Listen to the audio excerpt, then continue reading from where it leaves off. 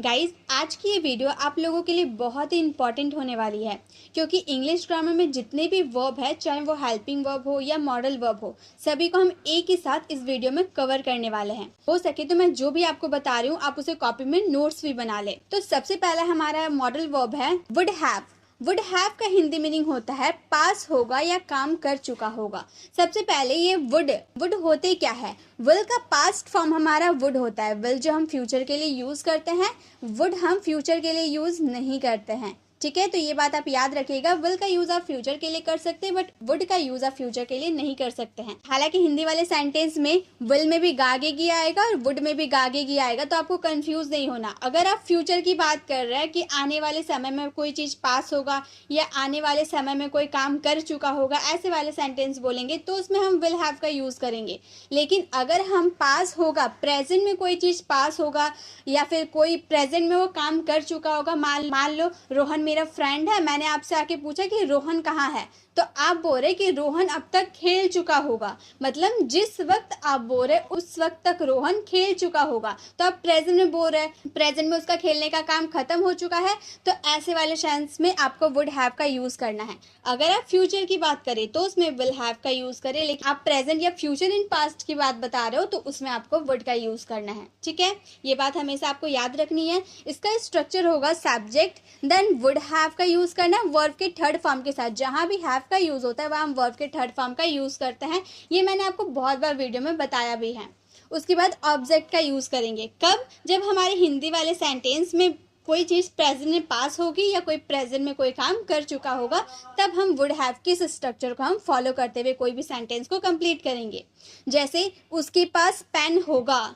अब इसमें आपकी पॉसिबिलिटी में शो कर रही है। आप प्रेजेंट में बात करो, मान लो आप अपने पापा के साथ दुकान गए हो, आपके पापा ने कहा कि अपनी बहन के लिए पेन खरीद लो, तो आप बोल रहे कि उसके पास पेन होगा। आपको पॉसिबिलिटी भी है और आप प्रेजेंट में बोल रहे हैं कि उसके पास पेन होगा, तो ऐसे वाले सेंटेंस। अब आने वाली फ्यूचर की बात आप नहीं बोल रहे कि आने वाले समय में उसके पास पेन होगा, ऐसी बात नहीं बोल रहे। आप प्रेजेंट की बात बोल रहे कि पेन नहीं खरीदते, पेन होगा, तो ऐसे वाले सेंस में हम बोलेंगे he would have a pen. उसके पास पेन होगा, he would have a pen. वह खेल चुका होगा, जिस वक्त आप बोल रहे हो उस वक्त तक वह खेल चुका होगा, ही वुड हैव प्लेड। अब देखिए, पास होगा, जब आपके पास कोई चीज पास होगी तो उसमें कोई एक्शन नहीं हो रहा। जैसे मेरे पास पेन है, उसके पास कार होगी, उसके पास बाइक होगी, पापा के पास स्कूटी होगी, तो ऐसे वाले सेंस में कोई काम नहीं हो रहा। स्कूटी होना कोई काम नहीं है, कार होना कोई काम नहीं है। तो जब कोई आपके सेंटेंस में एक्शन नहीं होगा, काम नहीं होगा, तो उसमें आपको वर्ब का यूज नहीं करना है। सबसे पहले आपको ही यूज करना है subject, then would have, then direct object का यूज कर देना है अगर आपके सेंटेंस में एक्शन नहीं होगा तो। लेकिन अगर आपके सेंटेंस में एक्शन हो रहा, खेलने का, यहाँ पर वह खेल चुका होगा, खेलने का एक्शन हो रहा है ना, तो इसमें हम वर्ब का थर्ड फॉर्म का यूज करेंगे, ही वुड हैव प्लेड बोलेंगे। अगर हम बोले वह क्रिकेट खेल चुका होगा तो हम बोलेंगे he would have played cricket. ठीक है, तो क्रिकेट हमारा ऑब्जेक्ट हो जाएगा। वो देख चुके होंगे। अब पहले हम ये पहचानते हैं इसमें कोई एक्शन हो रहा है या नहीं हो रहा, तो इसमें एक्शन हो रहा है, देखने का काम हो रहा है ना। वो देख चुके होंगे, दे वुड हैव सीन। जिस वक्त आप बोल रहे हो उस वक्त तक वो देख चुके होंगे, दे वुड हैव सीन। पापा घर आ चुके होंगे, आने का काम इसमें भी हो रहा है, तो हम बोलेंगे पापा वुड हैव कम होम।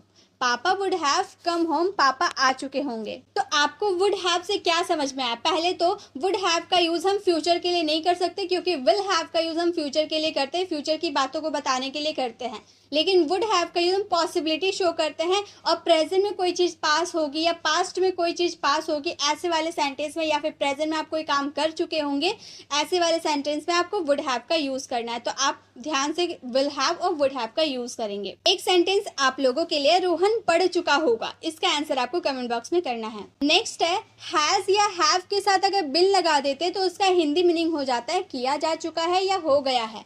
मतलब कोई काम कंप्लीट हो गया है या फिर कोई काम किसी के द्वारा कंप्लीट किया जा चुका है, ऐसे वाले सेंटेंस। तो किया जा चुका है, ये वाले सेंटेंस देकर आपको समझ में आ रहा ना कि ये पैसिव वाले सेंटेंस है, इसमें वर्ब का थर्ड फॉर्म यूज होगा ही। लेकिन हो गया होगा में भी हम वर्ब का थर्ड फॉर्म यूज करेंगे क्योंकि ये हमारा है प्रेजेंट परफेक्ट का हेल्पिंग वर्ब। प्रेजेंट परफेक्ट में हम हैज बीन और हैव बीन का यूज करते हैं और प्रेजेंट परफेक्ट में हम वर्ब का थर्ड फॉर्म भी यूज करते हैं। तो पैसिव वाले सेंटेंस को बनाने के लिए हम सब्जेक्ट का यूज स्टार्टिंग में नहीं करते, हम ऑब्जेक्ट का यूज स्टार्टिंग में करते हैं, जो कि हम सब्जेक्ट बनाकर बैठाते हैं। देन हैज हैव के साथ बिन का यूज करना है और वर्ब का थर्ड फॉर्म यूज करना है, क्योंकि ये हमारा पैसिव वाले सेंटेंस है। राम को भेजा गया है, किसके द्वारा भेजा गया? बॉस के द्वारा, पापा के द्वारा, मम्मी के द्वारा, बहन के द्वारा या फिर फ्रेंड के द्वारा, किसी के भी द्वारा तो भेजा गया है। राम खुद ही तो नहीं चला जाएगा, क्योंकि राम को भेजा गया है, तो किसके द्वारा भेजा गया उसका जिक्र नहीं हुआ है।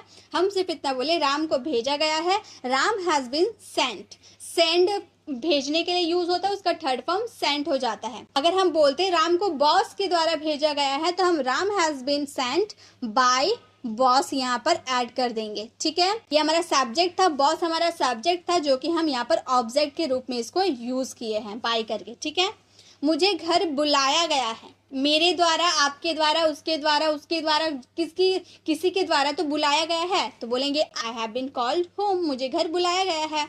बच्चों को पढ़ाया गया है टीचर द्वारा, children have been taught by teacher. हम बाय करके किसी भी सब्जेक्ट को ऑब्जेक्ट इसलिए नहीं बनाते हैं क्योंकि हम अंडरस्टूड है, किसी के द्वारा तो बच्चों को पढ़ाया गया है, किसी के द्वारा तो राम को भेजा गया है, किसी के द्वारा तो मुझे घर बुलाया गया है, तो हम अंडरस्टूड होते हैं, इसलिए हम डूअर का जिक्र नहीं करते हैं। हम डायरेक्ट हम चिल्ड्रन हैव बीन टॉट बोल देते हैं, उसका जिक्र नहीं करते। उसे इस बारे में बताया गया है, he has been told about this, he has been told about this. तो ये समझ में आ गया हैज बीन और हैव बीन का यूज कब करेंगे। एक सेंटेंस आप लोगों के लिए है, आपको कॉल किया गया है, इसका आंसर आपको कमेंट बॉक्स में करना है। नेक्स्ट है कुड हैव, ये हमारा मॉडल वर्ब है। कुड हैव का यूज करेंगे कर सकते थे या पास हो सकती थी कोई चीज, मतलब इसमें भी आपका एक सेंटेंस आएगा जो कि आप कोई काम कर रहे हैं, कोई एक्शन होगा आपके सेंटेंस में, तब आपको subject then could have then verb का थर्ड फॉर्म यूज करेंगे, क्योंकि हैव के साथ तो वर्ब का थर्ड फॉर्म लगता है। अभी कुछ देर पहले ही मैंने आपको बताया था।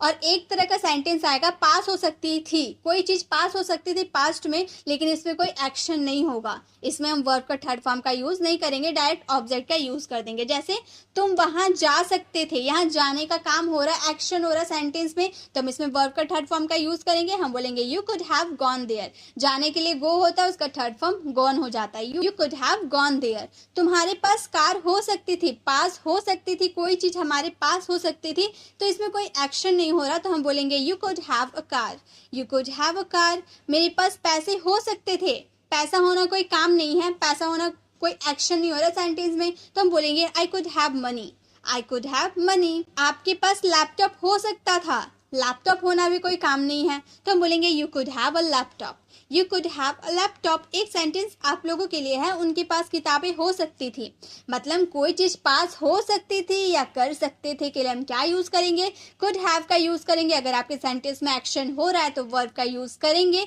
और वो भी वर्ब के थर्ड फॉर्म का यूज करेंगे। अगर एक्शन नहीं हो रहा तो उसमें वर्ब का यूज नहीं करेंगे, डायरेक्ट कुड हैव के बाद ऑब्जेक्ट का यूज कर देंगे। ठीक है, तो इसका आंसर आपको कमेंट बॉक्स में करना है। नेक्स्ट है हैड, ये हमारा हेल्पिंग वर्ब है।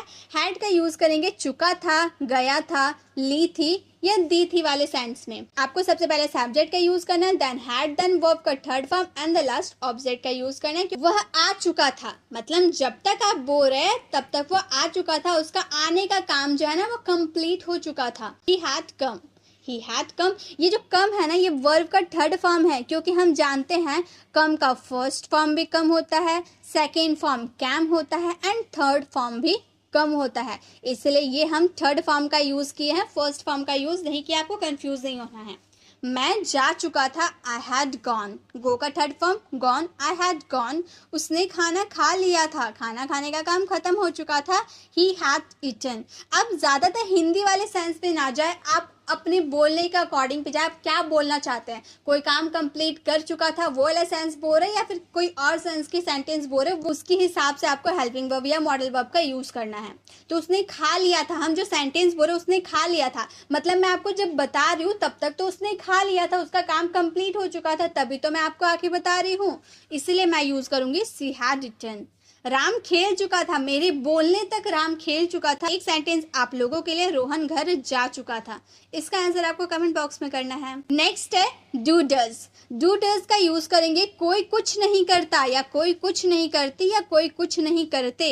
करता ता ते ती, मतलब ये हमारा प्रेजेंट इंडेफिनिट का सेंटेंस है और प्रेजेंट इंडेफिनिट के अफर्मेटिव सेंटेंस में डू डज का यूज नहीं होता, बल्कि नेगेटिव और इंट्रोगेटिव सेंटेंस में डू डज का यूज होता है।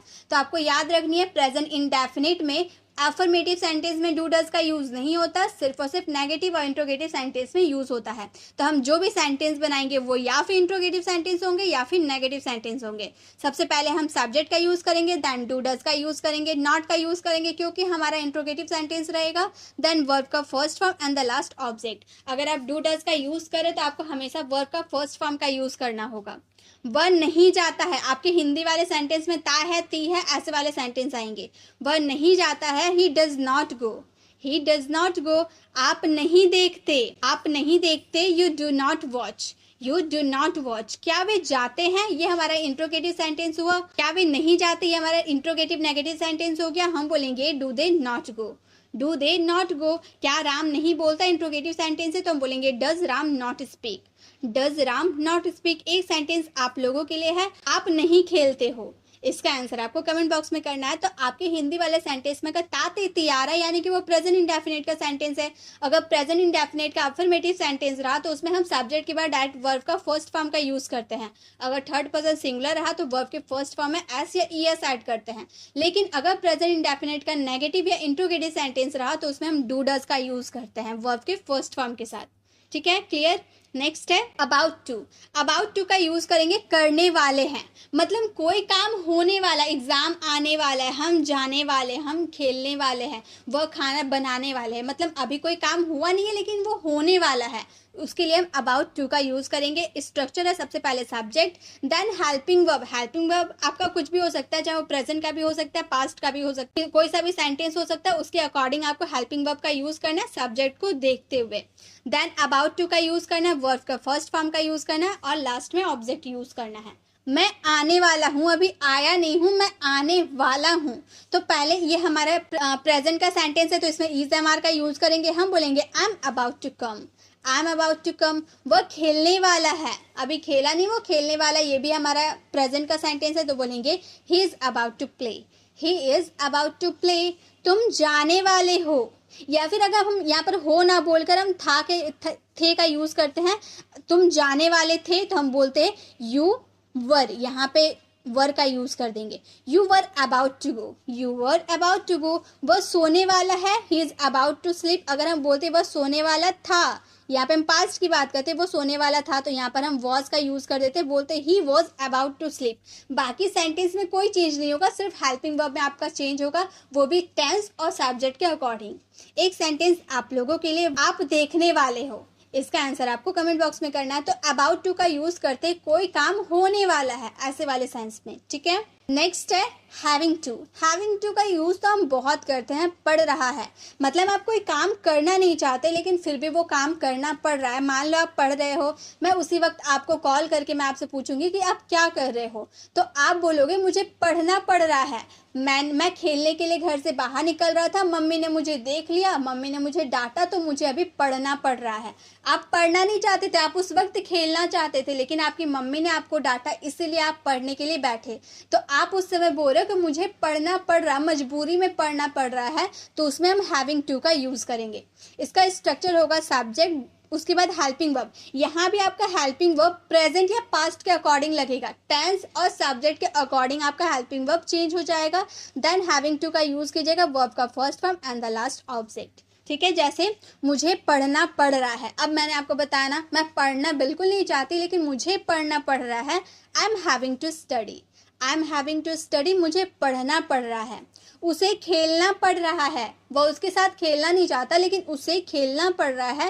He is having to play, ये हमारा प्रेजेंट का सेंटेंस था इसलिए हम इज एम आर का यूज कर रहे हैं। He is having to play. तुमको खाना पड़ रहा था, अब था का बात कर दी, यानी कि ये पास्ट वाला सेंटेंस हो गया। तो यू, तुमको के लिए यू के साथ वर्ड लगता है, you were having to eat, you were having to eat, तुमको खाना पड़ रहा था।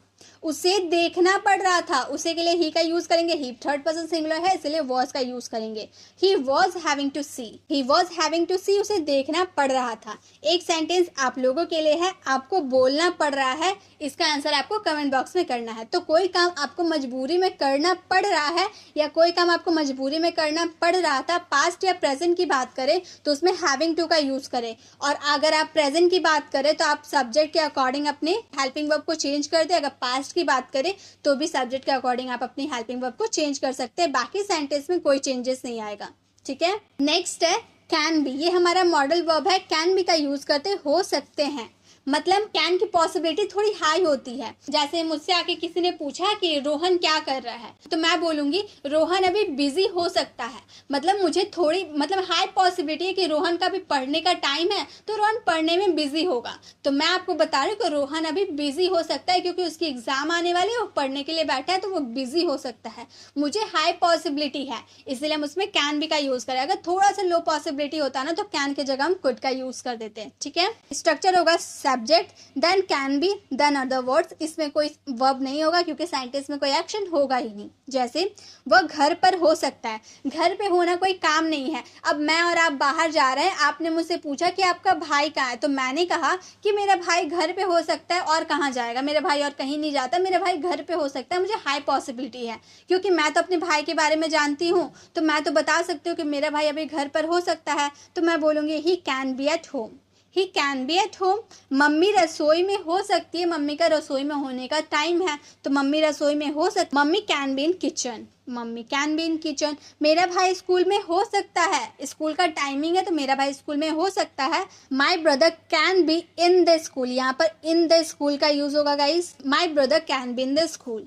पापा ऑफिस में हो सकते हैं, papa can be in the office, papa can be in the office. एक सेंटेंस आप लोगों के लिए, वो बिजी हो सकता है, इसकी हाई पॉसिबिलिटी है वो बिजी हो सकता है। इसका आंसर आपको कमेंट बॉक्स में करना है। नेक्स्ट है शुड बी। शुड बी का यूज करेंगे होना चाहिए या रहा होना चाहिए। सबसे पहले शुड बी का यूज मैंने आपको बार बार बताया कि सब्जेक्ट को कुछ होना चाहिए। जैसे सब्जेक्ट आप हो, आपको टीचर होना चाहिए, आपको स्टूडेंट होना चाहिए, आपको एक अच्छा इंसान होना चाहिए।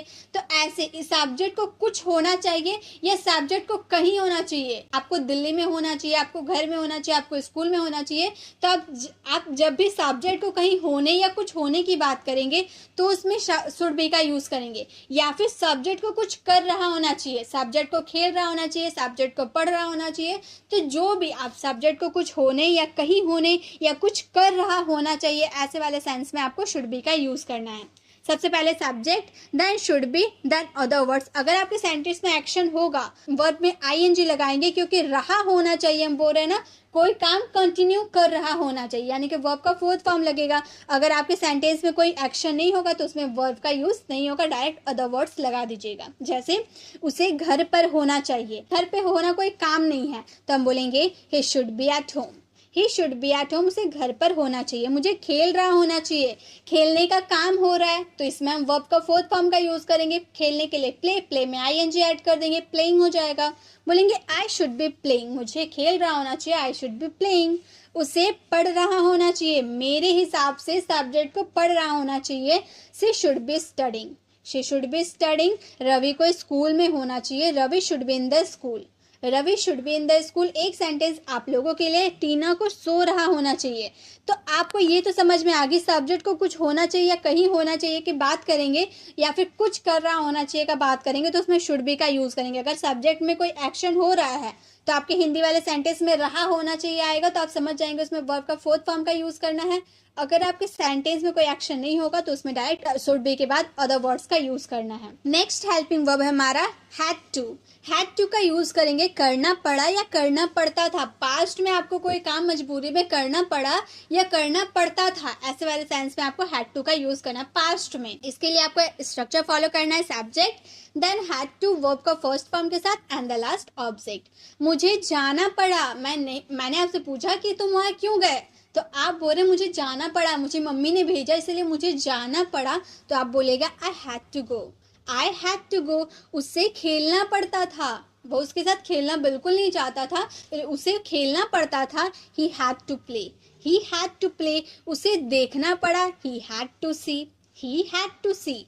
आपको बोलना पड़ता था, बोलना नहीं चाहते थे लेकिन आपको बोलना पड़ता था, you had to speak, you had to speak. एक सेंटेंस आप लोगों के लिए है, उसे मेरे घर आना पड़ा, इसका आंसर आपको कमेंट बॉक्स में करना है। नेक्स्ट है शुड। शुड हमारा मॉडल वर्ब है। इसका यूज करते हैं चाहिए जब आप किसी को सलाह यानी कि एडवाइस या सजेशन आप किसी को देते हो या फिर किसी से लेते हो तो उसमें आपको शुड का यूज करना है। जैसे आप ऐसे सेंटेंस बहुत बोलते हो ना कि आपको पढ़ाई करना चाहिए, आपको वहां जाना चाहिए, आपको रोज उससे बात करना चाहिए, या फिर आप किसी से एडवाइस लेते हो क्या मुझे उससे बात करना चाहिए, क्या मुझे भी पढ़ना चाहिए। तो किसी से एडवाइस लेना, सजेशन लेना या किसी को उसे देना, एडवाइस या सजेशन को देना, उसमें आपको शुड का यूज करना। और आपके हिंदी वाले सेंटेंस में चाहिए तो जरूर आएगा।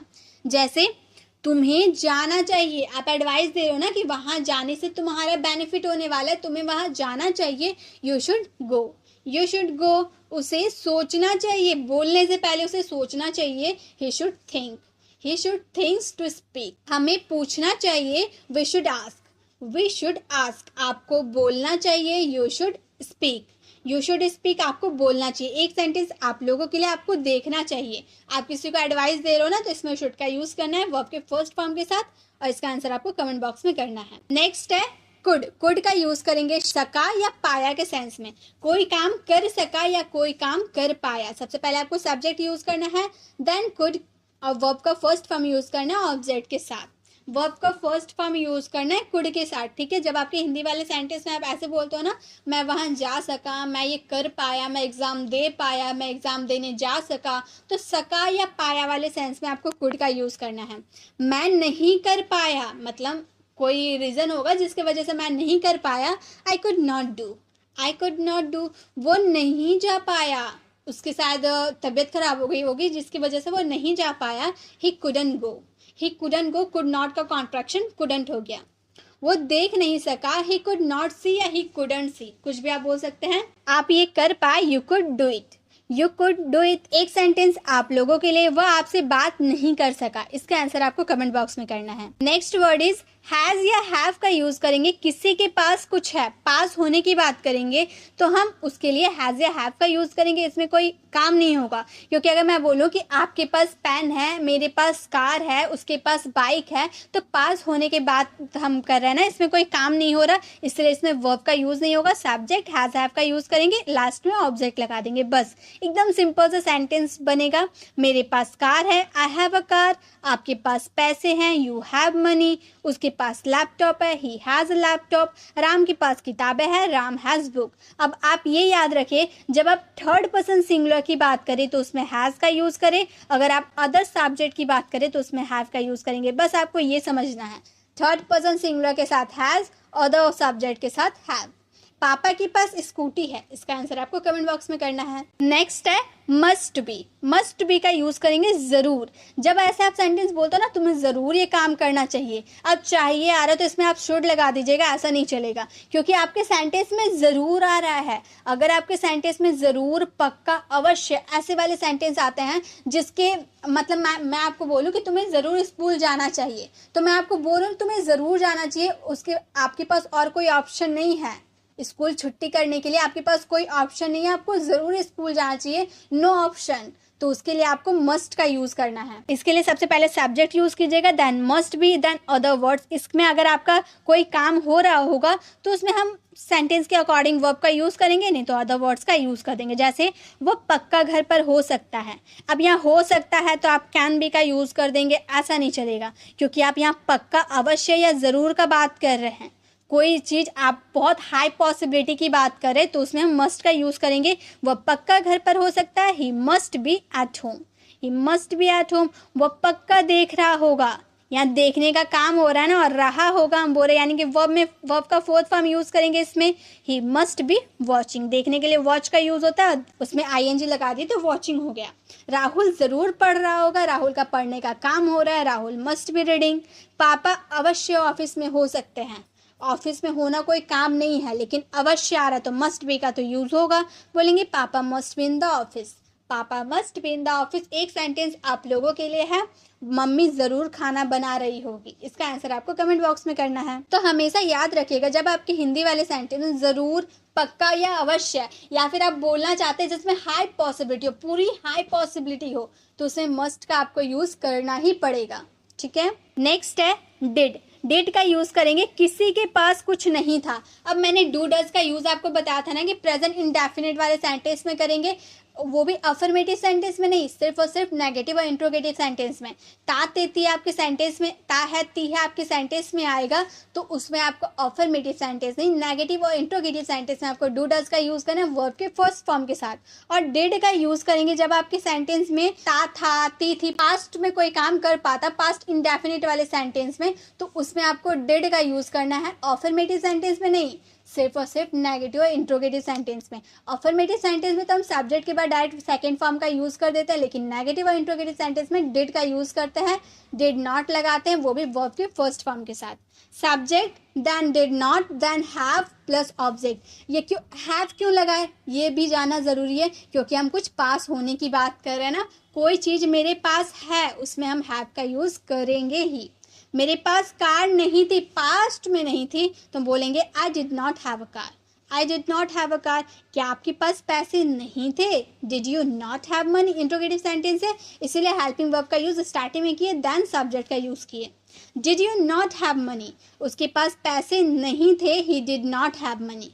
He did not have money.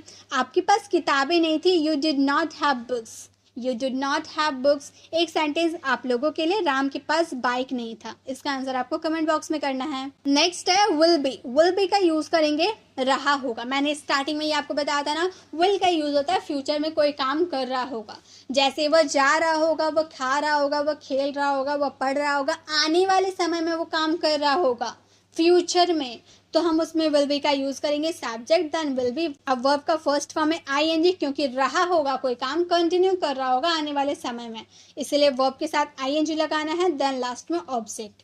वह खेल रहा होगा, खेलने का काम कंटिन्यू चल रहा होगा फ्यूचर में, तो हम बोलेंगे he will be playing. He will be playing. वह देख रहे होंगे, they will be watching. They will be watching. पापा दिल्ली जा रहे होंगे, papa will be going to Delhi. Papa will be going to Delhi. वह क्रिकेट खेल रहा होगा, he will be playing cricket. He will be playing cricket. एक सेंटेंस आप लोगों के लिए, आप वीडियो देख रहे होंगे, आने वाले समय में आप वीडियो देख रहे होंगे, इसका आंसर आपको कमेंट बॉक्स में करना है। नेक्स्ट है हैज और हैव का यूज। चुका है, लिया है, ली है, दी है, लिया है, दिया है। अब इससे पहले आप बोलेंगे मैम एक और यूज तो देखे थे हैज हैव का, उसमें क्या था?